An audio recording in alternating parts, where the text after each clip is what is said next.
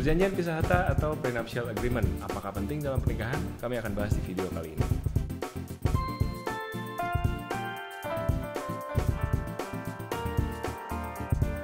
Hai guys, sudah semakin sadar ya tentunya pentingnya mengatur keuangan dengan bijak. Dengan konsep frugal living, kita fokus mengutamakan hal-hal penting dan menghindari pengeluaran yang kurang perlu.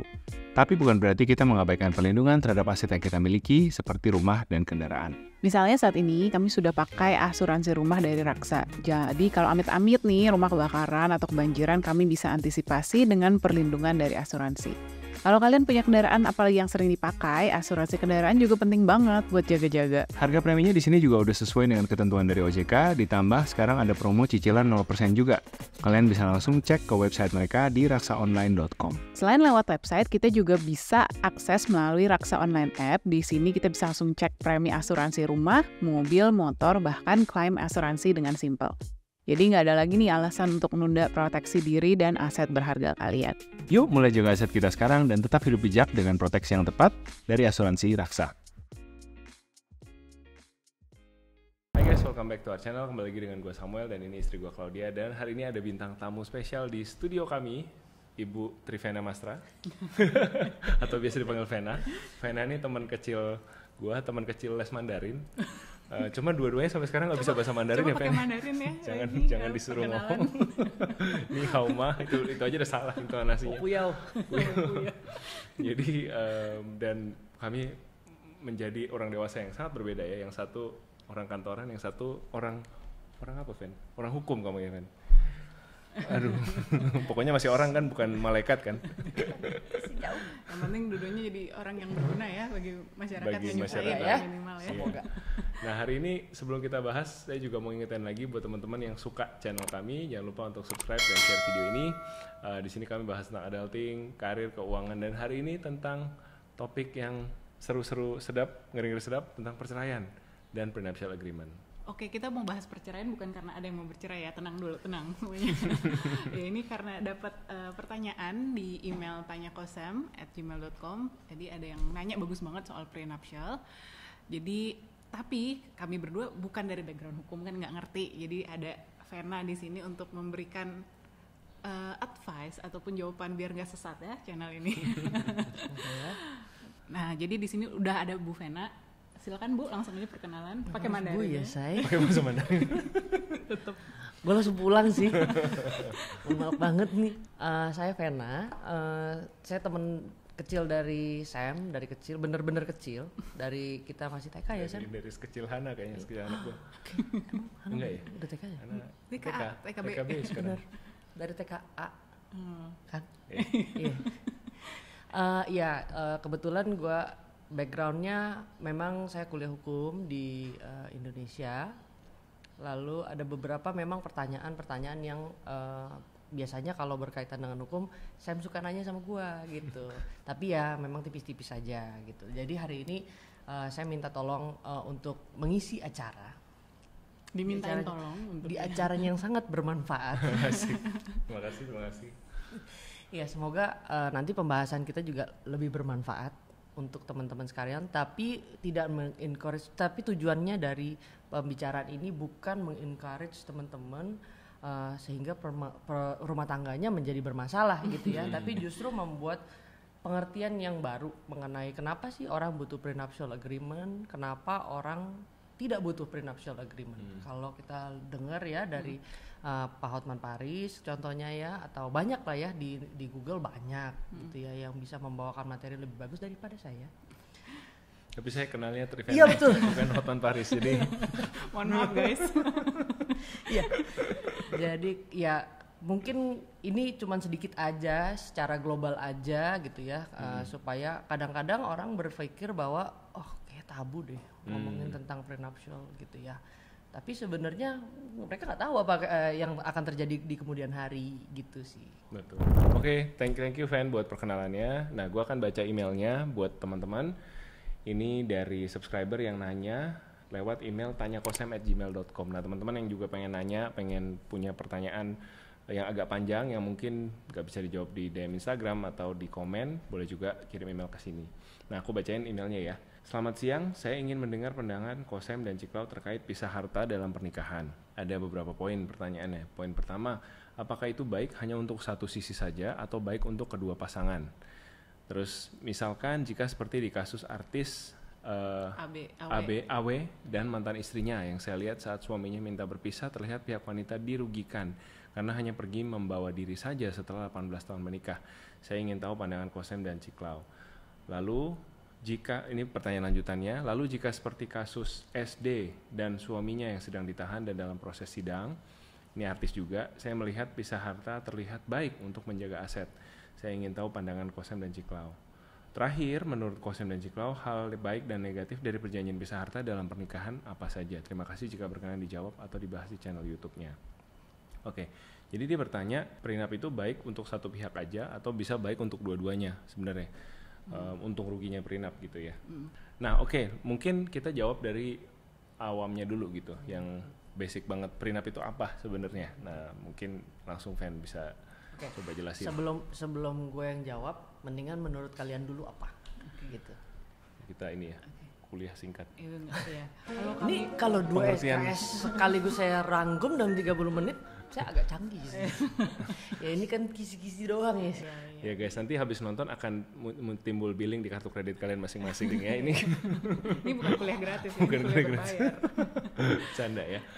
Oke, secara umum mungkin ya itu prenuptial, nuptial, menikah, ya sebelum pernikahan ada sesuatu yang dijanjikan secara tertulis gitu.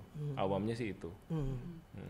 Ya karena kami berdua sebenarnya juga nggak ada prenup ya, karena waktu nikah dua-duanya karyawan. Ya maksudnya kayaknya kan kalau dulu nih pengertian saya kan kayaknya prenuptial itu buat yang misalkan kalau bisnis tuh kan, kalau bisnis kan pasti selalu ada resiko ya, untuk mengcover misalkan kerugian atau nanti utang-utang bisnis harus dari pribadi misalkan, mungkin butuh prenup. Tapi karena kami berdua karyawan, saya ngelihat kayaknya resiko hal-hal seperti itu yang aset pribadi untuk cover pengeluaran perusahaan tuh kayaknya nggak ada gitu. Itu satu. Terus keduanya yang lebih penting sebenarnya, kami waktu itu juga kayaknya nggak ada aset apa-apa gitu kan.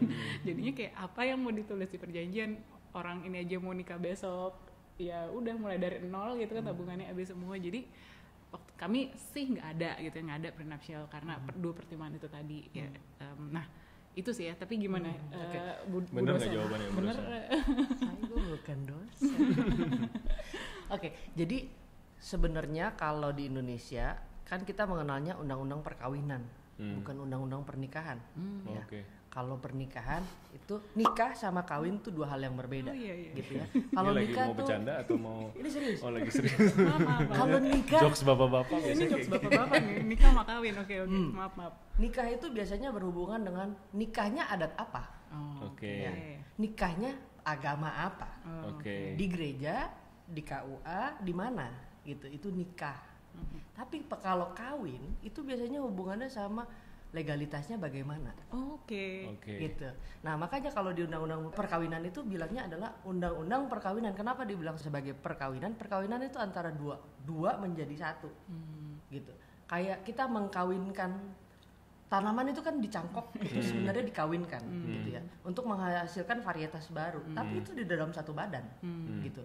Nah sama, mirip. Kalau perkawinan itu dua orang dijadikan satu dan membentuk satu badan baru, namanya keluarga, kan gitu.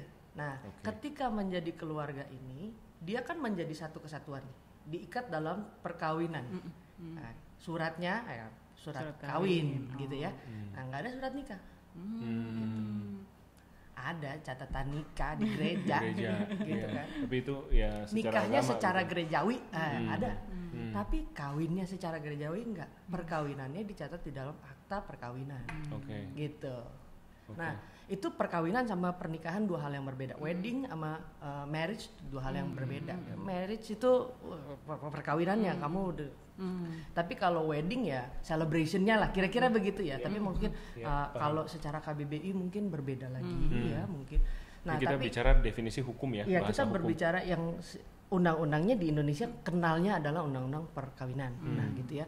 Kenapa dia bilang kawin? Karena yang tadi. Jadi ketika kawin itu diharapkan dua orang ini menjadi satu badan, gitu. harta yang satu dengan harta yang lain menjadi percampuran, lalu karena dia nggak bisa dipisahkan, makanya perkawinan itu hartanya campur. Jadi misalnya kayak Sam punya duit, Claudia tadi cerita gue dua-duanya karyawan, buat apa ya gue bikin prenuptial atau sekarang udah dikenal dengan postnuptial ya. Jadi dulu itu memang belum bisa, tapi setelah ada putusan MK lain ceritanya gitu ya. Sekarang sudah bisa diperjanjikan pada saat perkawinan gitu. Nah, dulu memang namanya prenuptial. Mungkin awalnya ya kan dulu ada perkawinan juga ya antara warga negara asing yang di Indonesia kan dulu kita masih dijajah nih gitu kan. Ada juga orang-orang Tionghoa yang nikah sama orang pribumi. Jadilah kita. Kan gitu.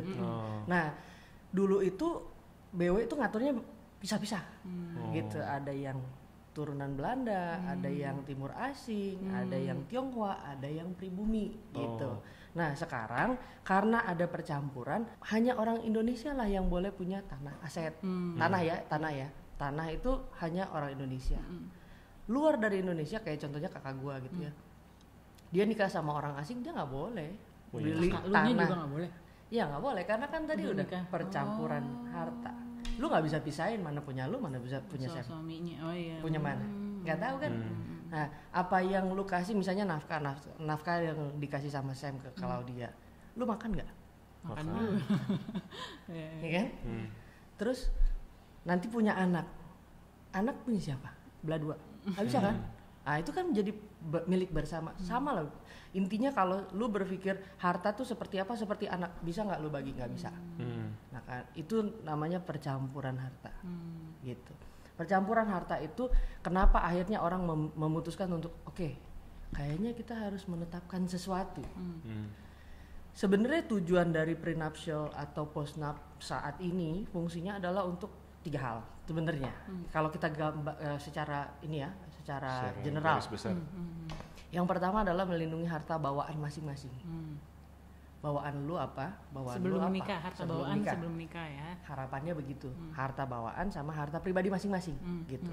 Ada orang yang mengharapkan, jangan sampai ya nanti harta keluarga kita diambil sama istrinya, ada yang begitu. Atau jangan sampai ya harta keluarga istri diambil sama suaminya, ada yang kayak begitu. Maka diaturlah, oke, hartanya masing-masing ya. Yang sebelum menikah. Sebelum menikah misalnya ya. Nah, bagaimana dengan yang setelah menikah? Bisa nggak gue menetapkan, oke, gue mau harta yang ini punya gue, nah itu punya lu gitu ya. Itu juga bisa, gitu. Nah, tapi pada dasarnya yang kita yang kita pahami saat ini adalah, oke, yang namanya harta itu ada yang namanya harta bawaan yang lu bawa sendiri. Misalnya contohnya, gue sebelum nikah sama lu udah punya emas 2 ton misalnya. Wih, luar biasa. I don't know. Probably. Kok masih mau sih nikah sama gue? I don't know. Nah, ada juga yang kan sering denger ya kawin kontrak. Ya, ada yang kayak begitulah. Nah, disitulah mereka mulai memilih-milih. Oh, kayaknya yang ini gue enggak deh. Yang itu boleh, gitu. Nah, itu ada yang oke, gue mencampur hanya untung rugi yang terjadi ya. Gitu. Misalnya gue untung atau gue rugi, ya itu aja yang jadi percampuran. Bawaan masing-masing punya masing-masing, gitu. Itu contoh. Ada juga di dalam perjanjian kawin gue menyebutkan secara spesifik, mungkin udah ada tanda-tandanya. Waktu orang sebelum menikah kan ya taunya ya yang gue lihat aja, gitu kan. Bisa aja salah satu pasangan melihat udah ada indikasi ini kayaknya orang boros nih, gitu atau gimana gitu ya, sehingga dia melimit. Itu kewajiban-kewajiban yang gue atur gitu. Misalnya tadi gue cuman mau kita ya kewajiban gue misalnya kepada pasangan gue harus kasih ini gitu ya, certain amount, atau gue akan kalau untuk keuntungan gue akan kasih lu sekian gitu ya. Memang kesannya kok kayak jadi bisnis gitu ya. Nah itu mungkin orang melihat dari pandangan lu bisnis. Coba deh jalanin kalau udah rugi, untung rugi gitu kan. Nah ketika udah ngomongin untung rugi, banyak orang yang gampang banget ke trigger. Apalagi kalau dalam keadaan tidak baik-baik saja nih pasangan gitu. Kalau prenup atau postnup mengatur hak dan kewajiban masing-masing bukan berarti bukan selalu bahwa dia itu akan melakukan tindakan apa kepada pasangannya. No, bukan itu. Belum tentu gitu. Karena kayak contohnya misalnya kayak kakak gua gitu ya. Dari awal misalnya ya, bukan benar, bukan. Ini kan contoh ya. Kakaknya Vena kalau menonton ini permisalan ya. Ini pengandaian. Jangan langsung di-kick ya dari grup chat family. Kakaknya kenal gue juga soalnya ntar gue dijitak juga. Jadi ini namanya pengandaian. Misalnya dia dari awal gua mau mewarisi harta bapak gua, misalnya ya, gua mau mewarisi harta bapak gua. Jadi dari awal gua bilang gua mau prenup. Prenupnya adalah supaya harta yang nanti jatuh ke gua tetap berhak. Karena gue orang Indonesia dan gue nggak punya percampuran harta sama orang asing, gitu. Di misalnya gue punya rumah di Menteng kan ya. Mas 2 ton. 2 hektar itu kan. Mentengnya Menteng Bintaro Itu juga lumayan ya, Menteng Bintaro. Oh gitu ya? Kalau gitu jangan buah menteng. Nah, maksudnya gitu. Jadi misalnya gue punya rumah di Menteng, terus abis itu gue maunya adalah gue tetap memiliki harta si atas Menteng ini. Misalnya bapak gue punya di tanah di Menteng 12 misalnya. Luar biasa. Ya kan? Kecil. Kan tanah doang segini. 12 meter persegi. 12 meter persegi. Lumayan. Lawak. Bagi tuh 4. Nah terus abis itu dari si tanah ini gue mau punya bagian gitu. Kan nggak mungkin kalau gue balik nama semua, mahal gitu. Oh jadi gue membuat pisah harta dari sekarang. Tujuannya apa? Pada saatnya gue mendapatkan atau gue berhak. Nah gue berhak untuk si tanah ini mau gue apain selanjutnya. Gue nggak tahu loh kan. Orang nggak hidup selamanya, nggak semua keadaannya di atas, nggak semua keadaannya di bawah gitu kan. Nah kalau dalam keadaan di bawah siapa tahu ini bisa reserve gitu. Nah pada saat itulah kenapa dibikin prenuptial itu mungkin salah satu alasannya gitu ya. Nah terus abis itu yang kedua kenapa saya mau ada hak dan kewajiban stated gitu ya. Mungkin aja orang dari awal sudah tahu indikasinya bahwa si pasangannya ini ada kemungkinan ke kiri dan ke kanan, mungkin kita nggak tahu gitu ya, sehingga dia mau mengalokasikan atau si pasangan ini mau berjanji kepada si pasangannya bahwa gue berjanji untuk mencukupi hidup lu certain amount setiap bulan atau ya berapa lah ya gitu ya, kasih nanti rumah ngikuti. kasih mobil gitu kan Bisa jadi gitu. Gue akan berjanji lu nggak bakal ditelantarin misalnya ya. Gue akan selalu menyediakan rumah buat lu. Gue akan selalu memberikan mobil kurang dari 5 tahun plus sopir plus itu semua dijanjikan gitu di dalam si prenuptial atau di postnuptial agreement ini. Jadi nggak tabu kan gitu. Itu menjadi janji yang baik sebenarnya gitu. Nah bagaimana dengan KDRT? Sebenarnya tujuannya adalah dengan adanya prenuptial atau postnup ini adalah melindungi salah satu pihak dari KDRT. KDRT bukan cuman cewek doang, bukan cuman anak doang, cowok juga ada gitu. Nah ini yang menurut gua baik kalau dari sisi prenup atau postnup. Negatifnya apa? Negatifnya pasti lu nggak trust ya sama gue ya.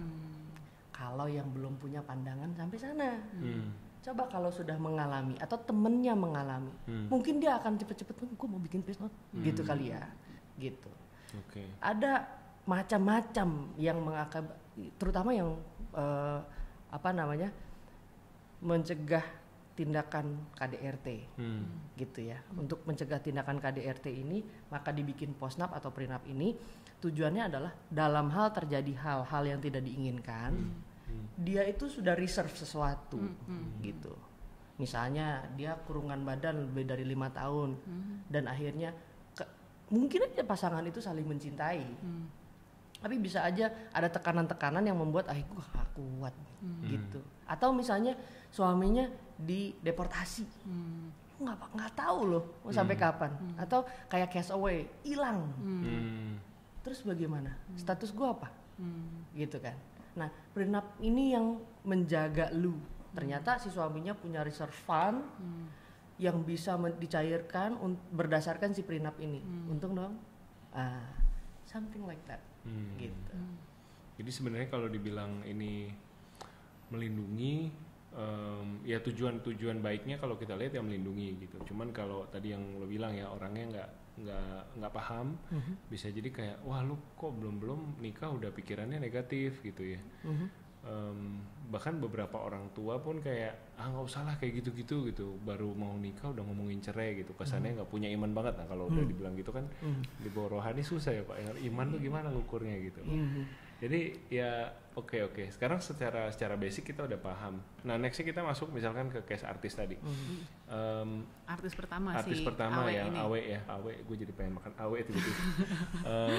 Si Awe ini kan katanya pada saat bercerai, ini juga kita nggak tahu ya. Maksudnya teman-teman kalau ada yang tahu fakta silakan boleh tulis di komen di bawah.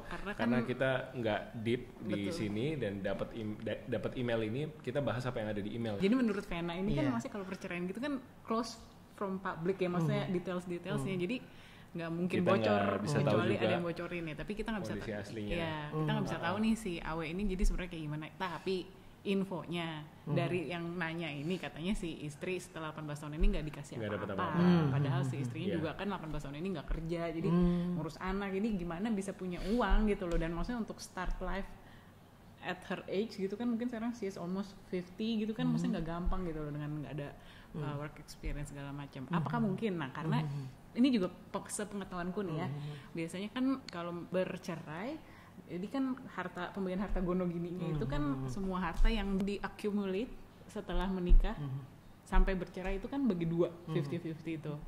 Jadi kan kok bisa nih dia nggak dapat apa-apa? Apakah ini dianul oleh si prenup atau ada sesuatu yang terjadi selama persidangan atau gimana ya? Karena kesannya buat si penulis serem banget ini, gitu ya, kok nggak adil ya prenup gitu. Padahal belum tentu karena prenup ya. Belum tentu karena prenup dong ya. Belum tentu ada prenup. We don't know. Kita nggak tahu sebenarnya apa yang dibawa di media. Kadang-kadang kita nggak tahu aslinya apa. Ya benar, gitu itu kan? juga sih. Nah, kita nggak tahu sisinya mereka apa, masing-masing sisi. Yang kedua, namanya perceraian itu pasti ada penyebabnya. Terus dasar penyebabnya apa? Mungkin mereka punya arrangement di prenup, mungkin kita nggak tahu gitu ya. Atau juga emang mungkin sebenar-benarnya juga tidak ada harta. Bisa juga ya. Ya itu ya kemungkinan. Atau mungkin hartanya tidak di Indonesia. Bisa jadi, kita nggak tahu. Kalau dari cerita yang diasumsikan, anggaplah benar. Berarti hakim itu kan pada umumnya mempertimbangkan satu, alasannya dari perceraian apa, ya kan? Yang kedua, fakta-faktanya di dalam perceraian apa. Hakim itu nggak bisa main top, gua nggak kasih lo, karena apa? Karena lu gini gitu misalnya. Karena gua nggak suka aja liat muka lo Gak gitu bisa. kan. You cannot gitu ya. Atau mungkin si salah satu pihak nggak bisa membuktikan dia beneran punya income. Atau salah satu pihak bilang emang gua nggak punya, nggak ada atas nama siapapun di Indonesia, nggak ada. Mungkin nggak mungkin banyak kok yang bercerai tapi nggak ngomongin harta gono gini karena apa? Emang nggak ada. Gitu. Kalau utang bagaimana? Utangnya misalnya utangnya utang KPR gitu ya. Utang KPR itu jadi punya siapa? Utang tuh aset loh. Ya kan? Maksudnya gua ngutang pasti kan ditanya duit ini buat apa. Kalau buat judi online ya nggak tahu deh ya. Tapi kalau misalnya ini gua utang buat bangun rumah, berarti kan ada dong fisiknya ya. Itu yang rumah yang dibagi dua gitu. Bagaimana kalau memang hakimnya nggak tahu, dua-duanya nggak masukin asetnya apa yang mau dibagi. Atau mungkin perceraiannya itu tidak memasukkan unsur gono gini, gono gininya nanti. Bisa jadi ada loh yang cuman mau gue pokoknya yang penting cerai aja deh. Ternyata mereka berdua udah bikin perjanjian settlement, maksudnya perjanjian pembagian harta yang setelah kasusnya putus dia daftarin, kan gak di cover sama media gitu. Itu yang mungkin wajar aja, normal aja, kita nggak tahu gitu.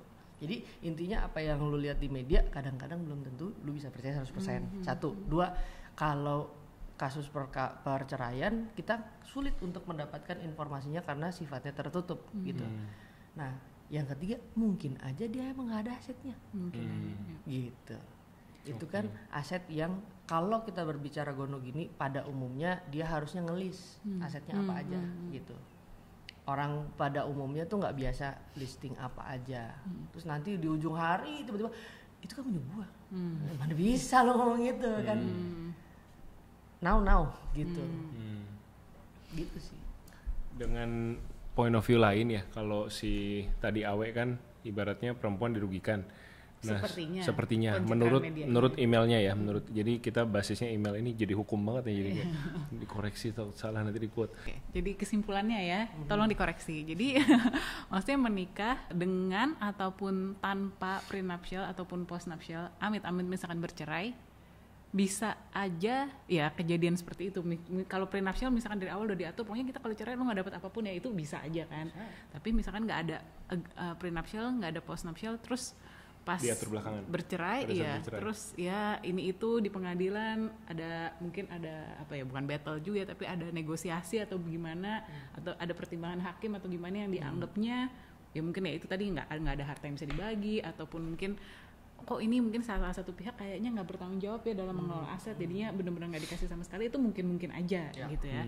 Oke, kalau dari saya pribadi sih ya, mungkin dari sisi istri sih ngelihatnya ya kita sebagai perempuan ya harus berdaya lah gitu ya, maksudnya jangan misalkan oke, saya mau 100% jadi ibu rumah tangga pun ya mungkin bikin aja kalau gitu prenuptial biar aman gitu kan ke depannya gitu, atau misalkan ya tetaplah produktif, mungkin kecil-kecilan jadi konsultan atau bikin bisnis kecil-kecilan gitu. Jadi ya kan namanya nggak tahu ya, maksudnya kan bukan hanya bercerai, misalkan amit-amit suaminya pun meninggal atau kenapa kan, biar maksudnya bisa tetap ada penghidupan yang layak gitu ya, bisa sustain hidupnya dia dan anak-anak. Kalau dari saya mungkin. Tapi kalau udah kayak gitu, karena toh prenuptial bisa didispute lagi di perceraian, persidangan perceraian. Kalau jadi gini, konsepnya dari prenuptial sama postnup itu tuh dia nggak boleh yang against the law. Gitu.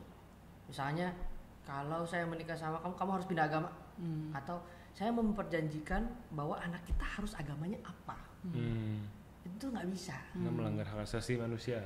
Jadi ada hukum yang tidak boleh dilanggar kalau kita berjanji.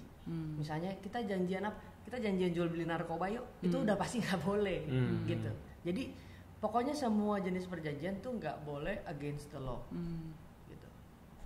Jadi bisa nggak dibatalin? Kalau saya mau menjanjikan anak kita harus agamanya ini, ya itu bisa. Kalau itu bisa. Bisa dong. Tapi kalau misalkan itu sesuatu yang ya tadinya gue berpikir A, sekarang gue berpikir B, gue mau berubah pikiran, gue mau ribut aja di sidang perceraian, bisa. Banyak yang begitu. Jadi prenuptial nggak ada artinya gitu. Prenuptial ini case.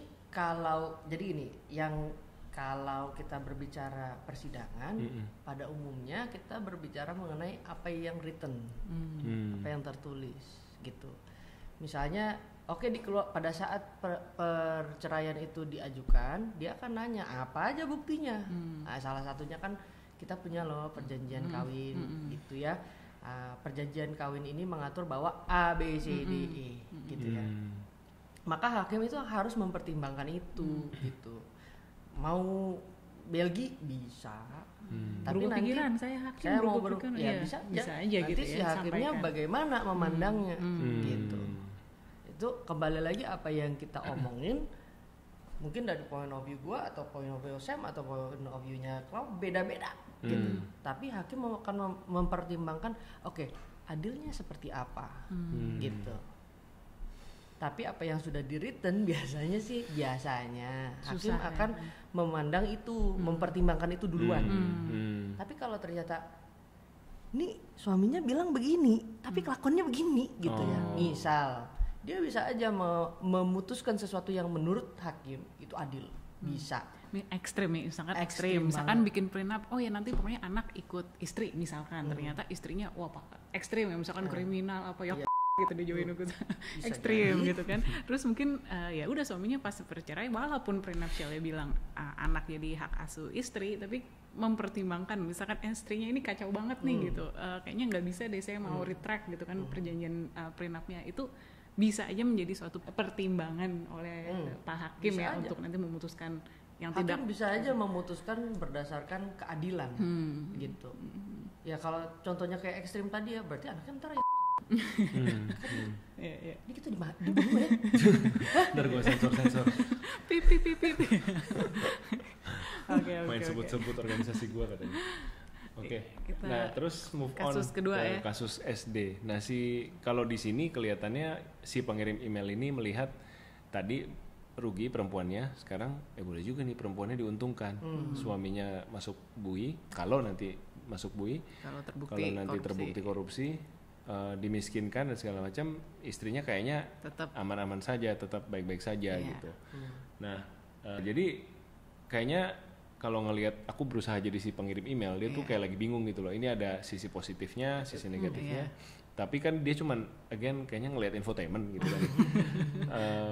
Apakah komen lu sama terkait tadi kan lu komen soal Awe? Ya apa yang dilihat di media nggak itunya gitu. Nah, berarti apakah point of view lu sama dengan tadi kasusnya si Awe, di mana kini kita lagi ngelihat reportase media nih, belum tentu apa yang kelihatan di infotainment adalah kejadian nyatanya. Apakah seperti itu juga? Jadi apa yang kita lihat, yang ini menurut pendapat gue ya, apa yang orang lain mau kasih tahu, itu yang orang lain pengen lu tahu. Ada hal-hal yang lu tidak tahu, dan dia nggak bakal kasih tahu. Kalau media memang tugasnya mencari tahu dan memberitakan apa yang mereka tahu, gitu kan. Mereka makanya berupaya untuk doorstep interview gitu ya. Menurut lu gimana? Mengharapkan ada sesuatu yang di-spill gitu. Ternyata nggak ke-spill kan. Nah, ya mereka cuma bisa dapat informasi itu, dan itu yang dikasih tahu kepada media. Wrong, not wrong. Menurut gua media itu nggak salah. Apa yang salah adalah ketika bunyinya apa di twist itu salah. Gitu. Cuman apa yang mereka tahu itu yang kita telan kan. Kadang-kadang kebanyakan nelennya gitu kan, nggak dikunyah kadang-kadang. Jadi menganggap oh salah nih gitu. Salah sama bener itu tergantung apa yang lu cerna gitu kan. Point of view-nya dari ya, siapa? jadi lu mungkin dapatnya dari informasi infotainment atau dari media. Lu nggak salah kalau lu menganggap itu benar. Tapi mungkin lu akan berbeda pandangannya ketika lu tahu the truth dari 12 sisi. Yang lu nggak tahu apa gitu. Oke, nah jadi ini saya sebagai salah satu pembaca infotainment. Jadi kan kalau SD ini saya baca-baca gitu kan, waktu itu sempat SD bilang enggak, ini kan semuanya harta punya saya gitu. Ini saya kan juga kan jadi sempat jadi direktur marketing di salah satu perusahaan real estate.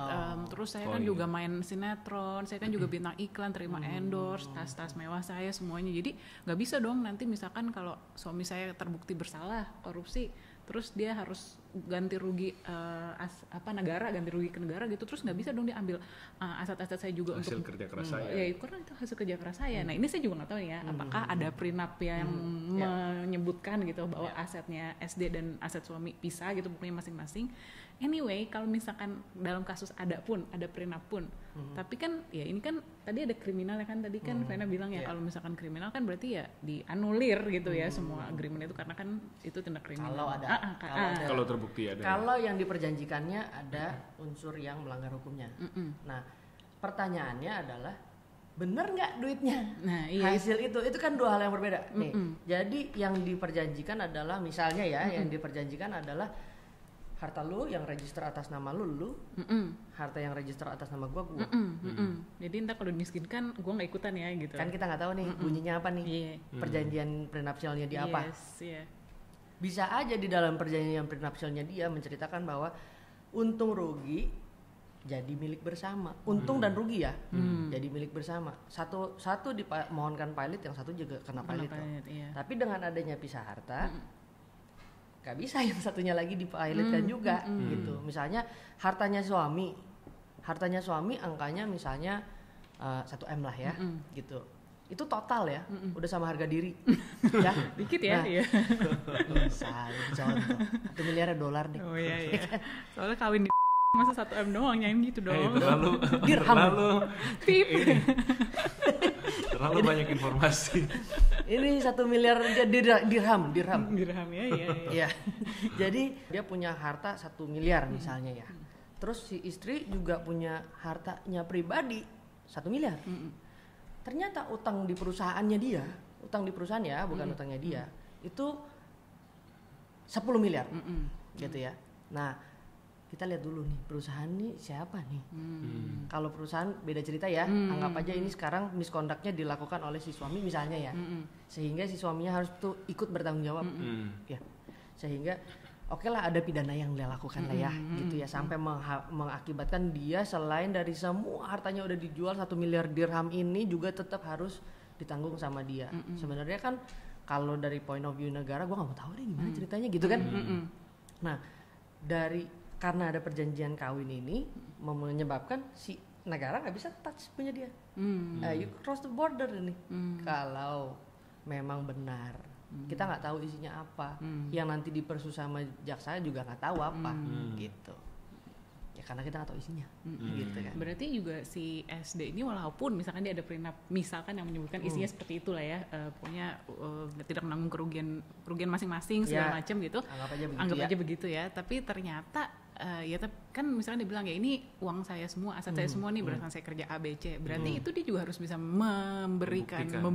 Nah, gitu sekarang kan. pertanyaannya, Susah kalau juga di ya. Indonesia itu yang mendalilkan yang harus membuktikan. Jadi misalnya dalam hal ini misalnya polisi nih ya, dia harus mencari bukti bahwa ini dibeli duitnya dari hasil apa. Harus susah juga jadi polisi ya. Oh, termasuk si SD apabila dia ingin membela diri demikian, dia harus siap. Pembukuan saya nih, silakan audit gitu. Enggak, bukan tugasnya dia. Oh, Tugasnya yang si polisi. Jadi siapa yang mendalilkan itu yang membuktikan. Misalnya Sam bilang, "Fan, lu ngutang sama gua 4M." Maka tugasnya Sam yang harus buktiin mana buktinya kalau gue berutang sama lo, gitu. Sama kalau seandainya negara bilang kamu merugikan negara harus mana buktiin dong kalau ini memang kerugian yang dilakukan oleh orang ini dan kerugiannya angkanya sekian. Memang kan kemarin press conference kan ya. Nah terus abis itu jadi kan mereka gelar perkara dulu, oke, dan lain sebagainya.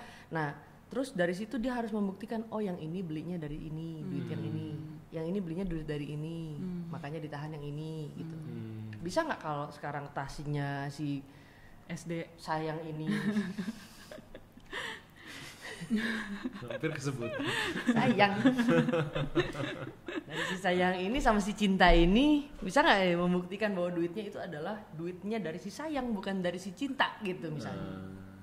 Nah, maka si hakim si jaksanya lah atau polisinya lah yang harus membuktikan bener kok dari trace duitnya ini memang duitnya si suami atau duitnya si istri yang membeli gitu misalnya. Jadi kalau misalkan emang kebukti duitnya istri ya udah selamat ya lo gitu. Ya memang ini duitnya istri, mau ngomong apa ya gitu. Jadi kayaknya bakalan proses panjang lah ya itu untuk pembuktiannya itu ya, karena kan apalagi susah juga ya. Susah kalau yang transaksinya dilakukan di Indonesia, kalau transaksinya dilakukan di luar pusing Barbie, ya dong, karena kan jurisdiksinya beda, minta datanya jalan ke Eropa dibeliin tas 10 gitu kan, mantap. Terus gimana gitu buktiinnya kan bondnya bagaimana gitu. Bener. Bondnya disimpan biasanya buat dijual lagi. Oh iya, enggak, dia nggak kayak kita. Kan itu langsung dirobek, dibakar gitu kan. Boxnya ditinggal mungkin. Iya. Terlalu jauh. Oke. Nah tadi kita udah rapi nih ngomong prenup. Cuman ada hal yang mungkin bisa bikin rumit lagi adalah ketika pasangan suami istri punya anak dan tiba-tiba mungkin salah satu pihak tanpa sepengetahuan yang satunya bikin surat waris. Padahal udah ada prenup. Gitu. Nah kalau misalkan saling mengkontradik isinya tuh bisa nggak dan akhirnya yang menang siapa? Gitu. Nah itu gimana, Fen? Wasiat kali ya. Jadi kan wasiat itu mengatur, wasiat itu ada banyak. Kita ngomong yang paling mudahnya wasiat, bukan mudah. Kita ngomongin mengenai wasiat untuk kalau orangnya meninggal. Siapa sih pembuat wasiat itu yang meninggal? Nah wasiat ini bisa aja berisi tentang waris gitu ya, salah satunya. Warisan itu kan biasanya berhubungan sama harta. Tapi harta juga ada utang. Gimana tuh? Gitu. Gimana kalau seandainya utangnya si suami lebih gede daripada hartanya? Sedangkan si suami ini atau si istri ini sudah membuat wasiat. Wasiatnya adalah kalau seandainya saya meninggal, saya akan memberikan kepada anak saya yang pertama karena dia laki-laki, dia harus dapat 50% atau 70% misalnya untuk mengcover biaya adik-adiknya yang perempuan misalnya. sehingga 30%-nya ini dibagi rata dengan anak-anak saya yang lain gitu ya. Dibagi 10% untuk ini, 10% untuk ini, 10% untuk ini gitu ya. Sehingga si 70% ini akan berhak untuk semua harta warisannya dari si yang meninggal.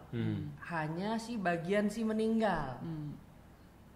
Ingat ya, jadi konsepnya yang pertama adalah dia punya prenup.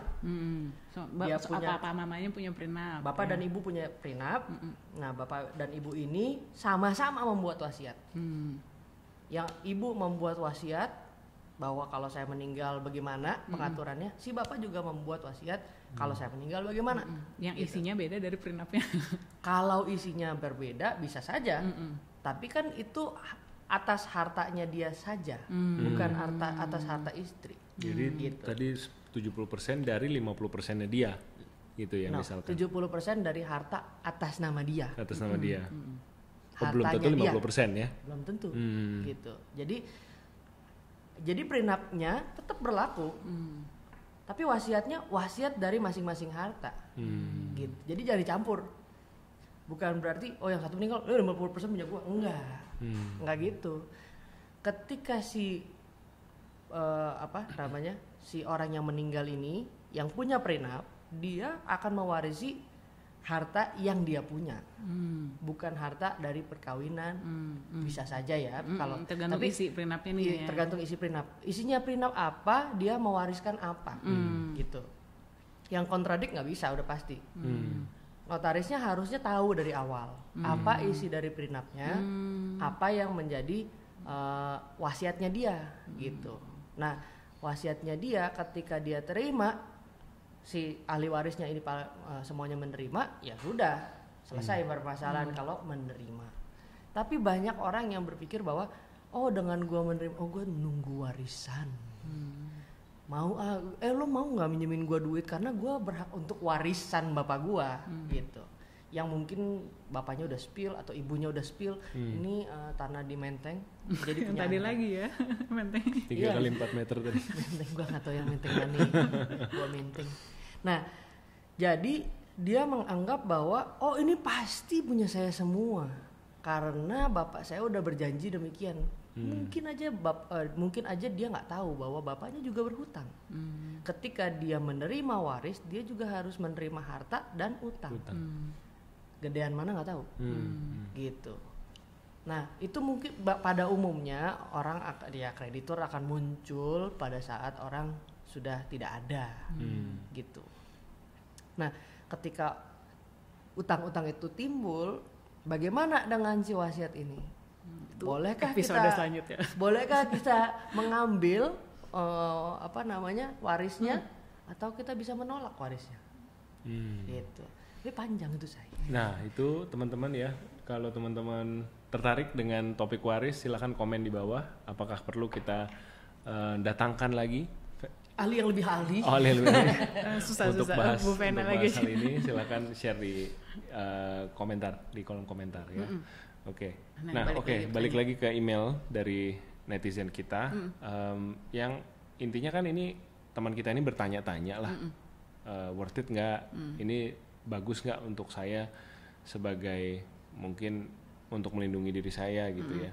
Oke, nah mungkin buat sebagai kesimpulan, jadi baiknya kita bikin apa enggak nih gitu, sebagai Pak Sutri yang sebenarnya kayaknya ya kayak tadi kami nggak bikin tuh karena merasa pengeluaran banyak fan gitu pas mau menikah, ini ntar duit lagi gitu. Nah, worth it nggak sih ini dikejar untuk selesai sebelum menikah, dengan segala pro kontra yang udah kita bahas tadi? Ini kalau menurut gue pribadi ya, menurut gue pribadi, orang tuh belum tahu aslinya dari pasangan. Pada umumnya di Indonesia tuh aslinya orang ini tuh nggak ketahuan kayak apa waktu pacaran, gitu. Background keluarganya, ini orangnya royal, edan-edanan loh. Ternyata begitu, itu terbentuk dari hutang piutang. Lu nggak pernah tahu. Kalau lu nggak sempet untuk bikin prenup, sebaiknya, ini menurut pribadi gue ya, kalau lu nikah cuman buat status supaya tidak dosa, atau bagaimana gitu ya, atau memang sudah DP dan lain sebagainya. Kan kita nggak tahu ya. Gue maunya nikah di sini. Gue DP dulu sebelum harga naik. Sebelum hari Senin gue harus DP, Senin harga naik. Oke, gue udah DP gitu ya.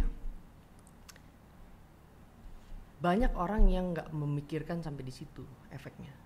Orang tuh nggak mikir kalau suatu hari nanti pasangan gue mungkin akan jadi legit, atau suatu hari nanti penghasilan pasangan gue akan beresiko.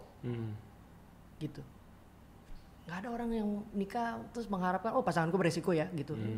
Atau dari awal si pasangannya sudah alert gitu, kayaknya pekerjaan gue resikonya gede gitu, sehingga kita sebaiknya punya pisah harta. Perlu atau tidak perlu itu tergantung appetite masing-masing. Ada yang hari ini gue dedicated, gue maunya pokoknya jadi ibu rumah tangga no matter what. Pokoknya sampai gue die, gue mau jadinya ibu rumah tangga.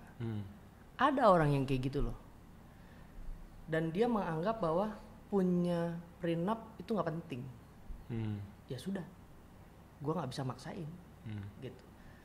Ada juga yang menganggap kalau gue bikin prenup sama pasangan gue sebelum gue nikah, ini nanti ribut nih, gak jadi nikah nih. Umumnya begitu. Atau dua-duanya sadar kita tuh nggak tahu apa yang akan terjadi di hadapan kita. Kita bikin prenup dengan pengertian yang benar. Untuk apa tujuannya? Kalau menurut lu tujuannya adalah gue yakin pasangan gue tuh tidak KDRT, gue yakin pasangan gue jujur, gue yakin pekerjaannya dia aman-aman aja, gue yakin suami gue bertanggung jawab untuk kehidupan nanti mungkin keluarganya, anaknya, you name it. Dan gue nggak mau membuat perbedaan untuk melindungi diri sendiri di kemudian hari gitu ya. Gue maunya ya udah kalau kita susah bareng, senang bareng. Bisa aja orang-orang yang kayak gitu tulus gitu ya, hidupnya tulus untuk nggak mau bikin prenup, memutuskan untuk tidak bikin prenup. Buat mereka mungkin negatifnya dari bikin prenup itu jauh akan lebih membebankan mereka sepanjang pernikahannya dibandingkan dengan punya prenup. Ada orang-orang yang kayak gitu. Dibayang-bayangi dengan what if karena gue udah ada way outnya nih gitu kan ibaratnya ya. Ya, itu banyak orang yang nggak mau punya prenup karena takut nanti suami gue begini, nanti istri gue jadi gini nih. Gitu. Jinx the relationship gitu betul. Jadi mereka beranggapan bahwa kenapa orang Indonesia lebih sering tidak mau bikin prenup karena mereka menganggap bahwa itu tabu. Malah kayak amit-amit gitu ya. Gue nggak mau ini terjadi dan gue kalaupun berantem ya udah berantem daripada gue bikin ini. Nanti gue jadi terbawa-bawa beban lah gitu. Itu versinya orang kita, budayanya kita begitu. Tapi bagaimana dengan orang-orang yang kayak kakak gue tadi? Dia nikah sama orang asing, gitu. Bagaimana? Kan susah. Gitu nikah sama orang asing gitu ya, kan kita nggak tahu jodoh kita di tangan siapa. Ya jadi kesimpulannya lu bikin prenup nggak bikin prenup itu harus lu tahu dulu goals lu tuh mau apa. Kalau goals gue mau hidup sehidup semati, what for prenup? Kalau lu mau hidupnya, ada bagian yang gue harus tahu resikonya apa, ada bagian yang gue perlu jaga-jaga, bikin prenup. Sesuaiin sama kebutuhan lu. Misalnya orang tua lu Bill Gates atau siapa gitu yang kaya raya, edan-edanan. Orang tua kita. Lim Xiaolong sih, sama-sama Lim, marganya sama. Kakek jauh banget. Temenan sama Limbat, bukan Limbat. Lim Bizkit. Limp Bizkit. Tua banget anak-anak sekarang udah nggak tahu Limp Bizkit siapa. Malu. Linkin Park mereka masih tahu. Udah baru comeback soalnya. Ya, jadi kalau lu menganggap bahwa bisa aja nanti di kemudian hari, ya contohnya ya dari yang di media lah. Jangan sampai salah satu jeblos terus dua-duanya miserable. Itu anaknya kan juga gimana? Ya, kan itu mereka sebenarnya preparing. Dosa nggak? Enggak. Salah nggak? Tabu mungkin iya. Salah atau enggak ya tergantung, lu kan nggak tahu dalamnya apa. Jadi tadi ngomongin media ya, Iya. kita cuma bisa nilai benar salah sejauh mana kita tahu. iya. Jadi maksudnya secara normatif aja gitu kan di sini mungkin kurang acceptable gitu. Ada kayak dilihatnya kayak Malah suzon ngedoain lo, lo. ya kayak ngejinx lo gitu. Tapi sebenarnya secara hukum ya sah-sah aja gitu kan. Namanya ini melindungi diri dari resiko kan. Jadinya ya balik lagi kita sendiri yang harus nimbang-nimbang nih gitu kan. Maksudnya mungkin kan tadi menikah itu kan gak cuma 2 orang kalau di Indonesia ya kan, sekeluarga segambreng ikutan nikah ya. Jadi mungkin ditimbang-timbang nih kalau gue bikin prenup gimana merusak trust kah Iya. gitu kan dengan Apalagi keluarga kalau pasangan. keluarga tahu. Iya. Tapi kalau emang ngerasa tapi kalau memang ternyata setelah dibicarakan secara logika gitu ya ternyata kok lebih banyak proteksinya gitu ya, lebih kayaknya daripada lebih besar resikonya ya why not. Ya, nah karena ini channel tentang frugal living, financial juga nih, di ujung-ujungnya kan kalau mau bikin apa-apa kita tanya dulu harganya berapa, mak-mak banget nih ya, harganya berapa sih gitu. Nah ini terserah Vena ya, maksudnya ini enak atau enggak, kan namanya bikin perjanjian gitu kan pastinya mungkin Ada juga biaya. beda-beda. Iya, pasti ada biayanya dan beda-beda kayak kita ke dokter gigi, kan dokter gigi juga beda-beda ya, maksudnya tergantung ininya, pengalaman mereka dan sebagainya. Jadi iya mau tanya dulu deh, coba dijawab dulu aja. Range harganya berapa? Range harganya bikin prenup atau postnup. Oke, jadi sebenarnya kalau bikin perjanjian kawin, ada yang postnup, ada yang postnup itu setelah perkawinan, ada yang prenup yang sebelum nikah, yang kadang-kadang nggak keburu itu. Nah, Udah DP. DP inget, prenup enggak. Nah, prenup itu biasanya akan relatif lebih murah daripada postnup. Tapi saya tidak berupaya untuk merusak harga ya saudara-saudara ya. Jadi itu bisa disesuaikan dengan notaris masing-masing. Ada orang-orang yang gue punya langganan sendiri, gue lebih trust gitu. Dia berani untuk bayar lebih mahal gitu. Ada yang juga kayaknya gue mau cari yang murce aja gitu kan. Nah ya udah carilah, itu banyak kok di range itu banyak. Banyak range-nya, tapi pastikan di dalam catatan kawin ya itu dicatat, ada perjanjiannya. Itu yang paling penting. Mau harganya berapa sih? Ya Sangat variasi bervariasi gitu. Ada yang berani sekian, wah kemahalan kamu. Oh siap. Gitu. Ada yang bilang harga itu kan relatif. Iya, Betul. iya, iya, Ada yang bilang 3 juta mahal murah. Iya tergantung ya. Belum sekolahnya, ya kan? 5 juta mahal murah. Ada yang 10 juta, ada yang berapa gitu ya. Tergantung. Masa kalau yang itu Iya, tergantung 3 mungkin juta. isi prenupnya juga ya.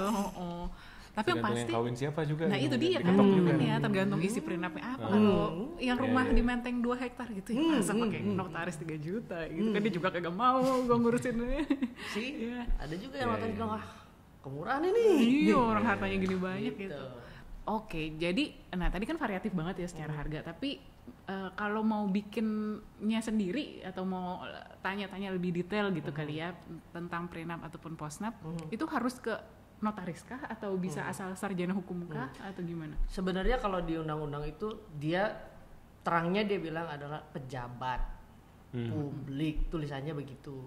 Kalau di pengertian kita mengertinya notaris, di hadapan notaris yang dicatatkan oleh pegawai catatan sipil gitu. Oke. Jadi kalau prenup itu dicatatkan oleh si petugas catatan sipil atau misalnya di buku kawin itu nanti dia catat gitu. Atau kalau postnup itu dia harus ada penetapan pengadilan dulu, udah pasti harganya lebih tinggi lah ya. Lebih ribet ya soalnya. Ya, penetapan dulu baru nanti kita ke Dukcapil untuk dicatatkan, aktenya ditambahkan. Sampai ke Dukcapil ribet ya bun. Kan ke catatan sipil. Yes, Jadi ditambahkan Oke, gitu. oke.